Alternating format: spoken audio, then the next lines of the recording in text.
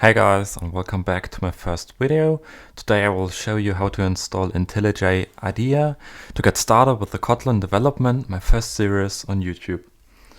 First of all, IntelliJ IDEA is an integrated development toolkit application. You can find it simply by googling IntelliJ IDEA, and that's the most popular version. And yeah, on here you will get to know all the nice features what the program could give you, but simply we're gonna go in the upper right corner and click download, and there's an ultimate version that is paid, but for this course you could use the community edition, which is free, totally free forever, and that's also enough for all the stuff you're gonna do in the following videos. If you got a Mac like me, you need an DMG image, and if you're on Windows, there will be an exe file which you can download, but it will be suggested for you.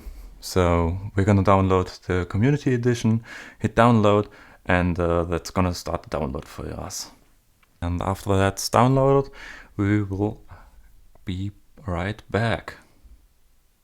So, and since the file downloaded, we're gonna simply open the file. On Windows, it's a double click or a right click and open file. On Mac OS, it's a Command O, and just simply drag and drop this application in the application folder, and it will start copying over the file. Yes, you heard the sound, and you can either download it via this link, or you could Google JetBrains Toolbox. That's a handy little application you could use to manage and download all the applications you're going to use from JetBrains. And if you got that downloaded, you could simply click on your task menu, or on macOS, it lives in your menu bar, and then you can go under Available, Options, and find IntelliJ Community and simply click Install. That application is also quite handy to update or to install other versions of your programs that you're using. Yeah, okay, the newest version is called IntelliJ IDEA CE.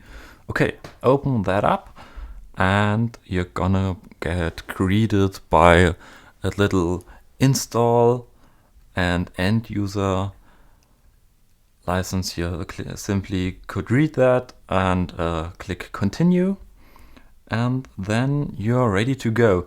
You got quite some customization options like your color theme and other plugins if you want to install some.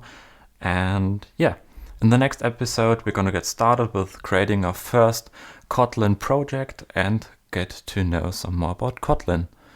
Thanks for tuning in, and have a good day.